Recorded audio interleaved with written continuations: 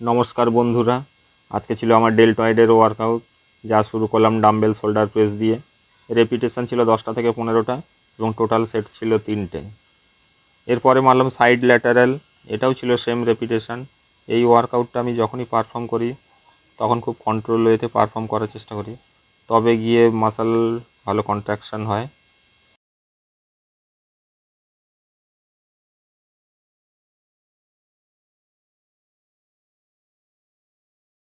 এরপরে চলে এলাম ফ্রন্ট রেস, এটাও ছিল সেম রেপিটেশন এবং 3টে সেট।